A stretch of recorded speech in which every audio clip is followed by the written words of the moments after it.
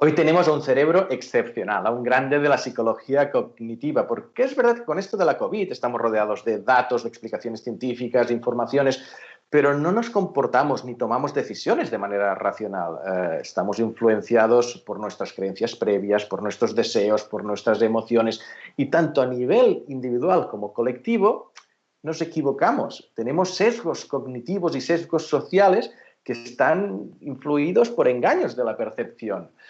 Lo vamos a analizar nada más ni nada menos que con Steven Pinker. Dear Professor Pinker, thanks so much for being with us. Thank you. How are you spending the confinement? I'm lucky. I'm healthy. I'm in a nice part of the world in Cape Cod in Massachusetts. I have a job, and a lot of my work can be done just as easily on Zoom or Skype as in person. I give my lectures on Skype. I meet with my students on Skype. I do interviews like this. And so my life is okay. Do you think in these, let's say, good conditions is a good opportunity to do some reflection or change habits or to resume activities or not really? Well, it is. And there will be things that we will learn from the change in our lifestyle.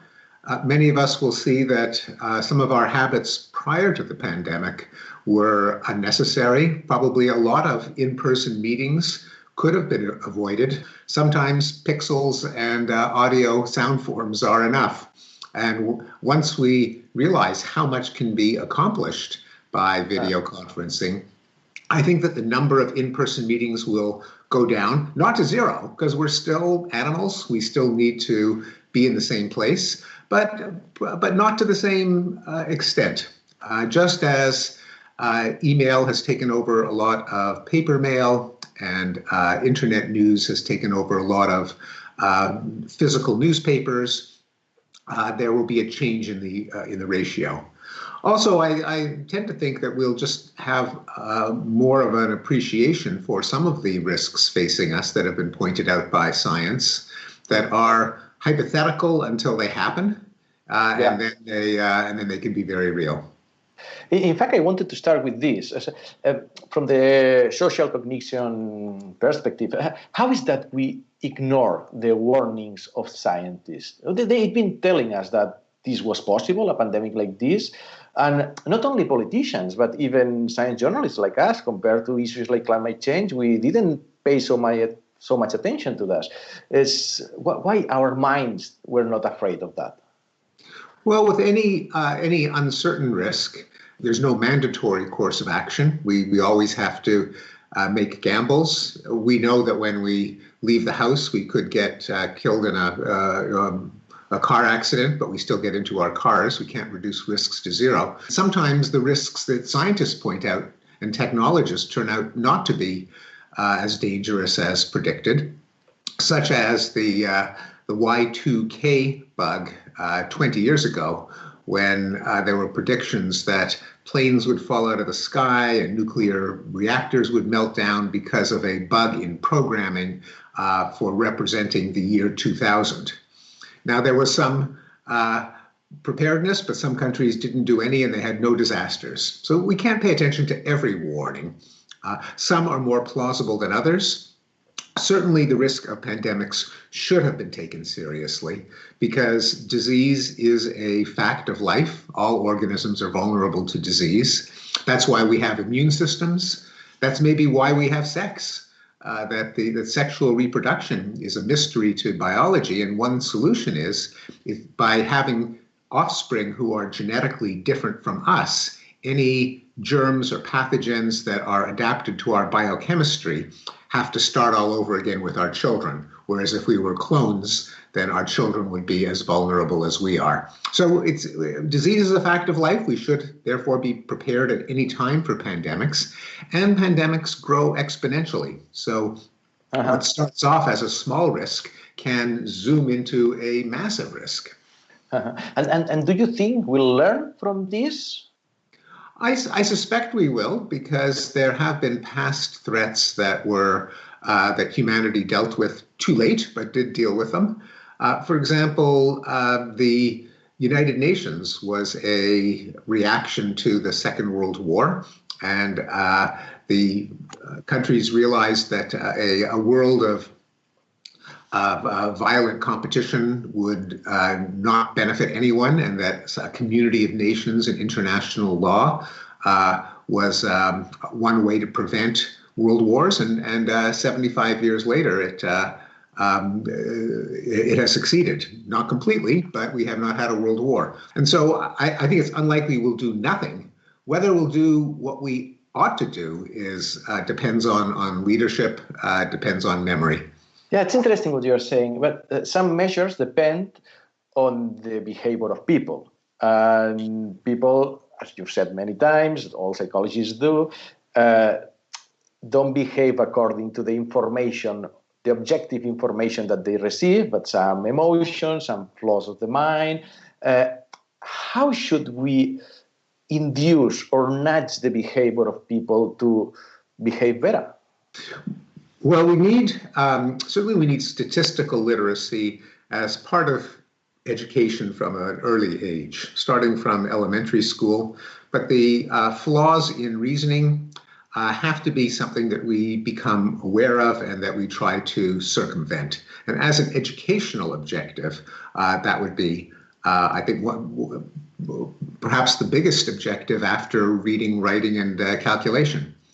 It also should be part of the culture of journalism, that journalists are almost in the business of distorting people's risk perception, because journalism concentrates on visuals, on events, on stories, on anecdotes. That's exactly what drives human risk perception, and sometimes out of balance of the actual objective danger.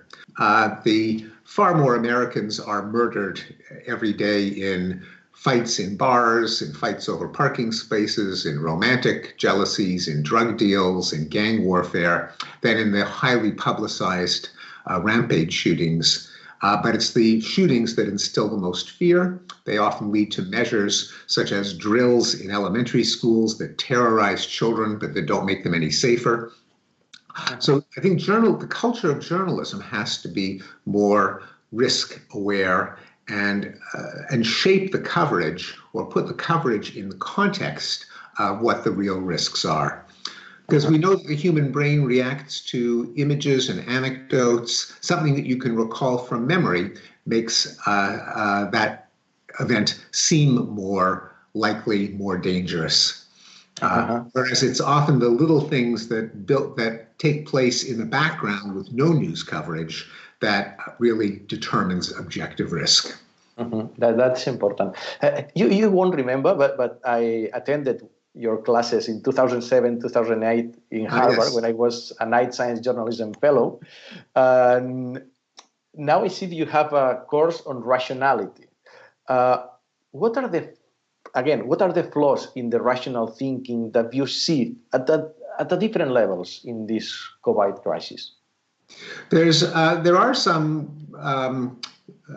flaws of statistical reasoning, and they can go in both directions, so that people can overestimate risk if they are flooded with images. Although that's probably not the problem in the COVID-19 pandemic, where if early on, when people saw the first images of people on respirators and overcrowded hospitals, if they thought this was a real danger, well, it turned out they were right. The flaw in this case comes from a different cognitive bias called the exponential growth bias, namely that we don't easily understand exponential processes. We tend to think of them as more linear, and so people. As a classic example is if you give people the following question. Imagine a pond that has a lily pad, and the percentage of the area covered by the lily pads doubles every day. At the end of 30 days, the pond is completely covered. On what day will the pond be half covered? Most people say, 15 days, 16 days. The answer, of course, is 29 days. That is the day before, because it doubles every day. That's not very intuitive. So that's a bias that comes into play. But, probably the biggest bias, especially in the United States, is social and political tribalism. Namely, People believe what gives them status in their group, their tribe, their coalition, their political party. They demonize the opposite political party or social movement or club or coalition or team, and they interpret all the facts in a way that makes their own side look correct and good, and the other side looks stupid and evil. And we see in the United States the treatment of the pandemic starting from the beginning when Donald Trump tried to say it was a liberal left-wing plot against him, that a lot of the distortions are not cognitive, but they are more social and political. You were talking about this before. Something that shocked me is that there are some anti-vaccines movement that are growing now that we need a vaccine. And when you talk to these people, one thing that they are brainwashed and they think that I am brainwashed. How we balance this? Yes.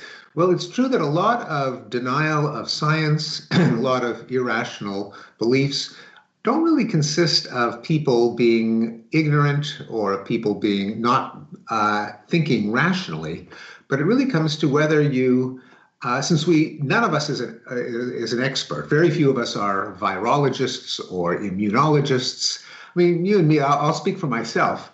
I don't completely understand the science behind vaccination, the epidemiological models, but I read the articles and I have some degree of trust in the people who are experts in it. The deniers tend to be hostile to that whole establishment of scientists and public health experts and political leaders and journalists. They just think, well, I'm just not going to believe them. I'm going to believe the other people who probably have also done a lot of research, who can certainly talk seemingly knowledgeably. And since I feel so alienated, so disenfranchised from the establishment, I'm not going to take what they say seriously. The rebel, the revolutionary, the maverick, I'm going to listen to them instead. So a lot of it is social trust. It's now this doesn't mean that the deniers, the conspiracy theorists are just as competent and just as close to the truth as the establishment. The establishment really does have a better grasp of reality, but there has to be some notion of solidarity, trust, agreement with the institutions of science, journalism, government for people to accept the scientific consensus. Is it also natural in our minds to rebel about the establishment? Somehow it can be vaccines, it can be Donald Trump. It can be natural if you feel that out of power, disenfranchised. If you feel that there is a powerful authority that is not in your social group, that's in a rival social group and that is not acting in your interests, then it can be natural to rebel, to even welcome chaos, because if you don't feel part of the system, any disruption can't be any worse, you might think. Some people say that this pandemic will change everything, and others say that it won't change so much. We have a mind that it's quite steady. What do you think? The forces that influence collective behavior, our minds. How would you see this AC era, this after coronavirus world? I hate to give a boring answer, but I think it will change some things, but not everything. So imagine the most optimistic scenario that is reasonable, which is 18 months, 2 years from now. Let's say that there is a vaccine. Let's say that there are treatments. Let's say there's widespread testing. Let's say we bring things under control. Now, no guarantee, but let's assume. Some things people will forget. They don't have to worry about catching a fatal disease, and so they'll put it out of their minds. But some things will change. Almost certainly there will be a reduction in face-to-face business meetings compared to before. One hopes there will be greater preparedness, more drug manufacturing capacity, more global networks of epidemiological information. But there will be some backsliding too. I can only compare it to 9/11, the other major crisis in the lifetimes of many of us, where then too people said, this changes everything. And the reality was it did change some things, such as the wars in Iran and Afghanistan, the Department of Homeland Security, increased security everywhere. But it was not true, for example, that it was the end of irony, that no one would ever tell a joke again because it was too tragic. It was not true that corporations would no longer have headquarters because a headquarters would be too vulnerable to a terrorist attack, and so everything would be distributed. It is not true that there would be an end to sporting events because any sporting event could be disrupted by a bomb, or there'd be an end to air travel. All of these things were predicted at the time and turned out to be false. Yeah, in your books, you explain that we are not aware of the dramatic decline on poverty, on disease, on violence, that the world is constantly getting better. But it's true that if you compare like 30, 40, 50 years, you see these improvements, but this doesn't mean that it's like a steady, constant improvement.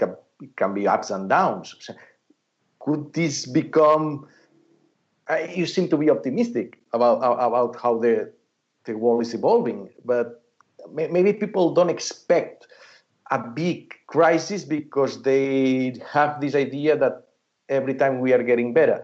But could be like 10, 15 years of recession in well-being somehow? Well, the people really don't understand the nature of progress, because when they learn that the world has gotten better in many ways, where extreme poverty has fallen, deaths in warfare have fallen, illiteracy has fallen, homicide has fallen, they think, oh, there must be some force in the universe that just carries us higher and higher and higher. Now, that's just not the way progress works. That would be magic. That would be a miracle. What happens is we are constantly under threat from hunger, from disease organisms, from things falling apart. There are more ways for things to go wrong than to go right. And the reason there's progress is that people use their heads to try to solve problems, to try to, as they arise, to make things better for more people. When they do that, they often succeed. And if we remember the solutions and discard the failed experiments, then we can make progress upward, but it doesn't happen by itself. It happens because we solve problems. And that, of course, is all the more true of this pandemic. Pandemics are a part of life. If things get better, if we manage to stop it before it has the kind of fatalities of, say, the so-called Spanish flu, you'll pardon the expression, it's not Spanish, or the Black Death, then that will be what progress consists of. But progress doesn't mean that nothing bad ever happens again. It just means that we try to solve problems, and very often we succeed. And you have this long perspective. Has it always been the same, or now with social networks, with more populism, is a bit worse? When we talk about trust in institutions, it's true that it's been going down, but on the other hand, it was at its high point in the 60s, and before the 60s, it was lower. So there are different times when it's there's more or less trust in institutions. We're in a period in which it's going down. It doesn't mean that it will be permanently down. And it's even possible, especially in the countries whose governments have responded effectively to the coronavirus pandemic, that there'll be increased trust. In countries like perhaps in Germany, in New Zealand, in Taiwan, in South Korea. Mm-hmm. Social networks give us the empowerment. Our voice is everywhere. It increased populism. Somehow is a threat to liberal democracy or not? I think it is a threat. I don't know if it's social networks themselves, but certainly the idea of populism goes right against liberal democracy. Liberal democracy is based on the idea that a country is based on a social contract, that all people are imperfect, including leaders. A government is a partial solution to some of the problems of people living together, and people empower people to carry out certain responsibilities. Populism is often the view that there is something inherently good and noble about one race or nationality, and that the leader represents or speaks for or embodies the goodness of the people and doesn't need any restraints on his power. So these are two very different visions of government, politics, society. And the liberal democratic one is indeed under threat. Now, it may be that, especially after the pandemic, if the populous nations have big failures in dealing with the crisis and more liberal democracies have a higher success rate, that could very well push back in the other direction.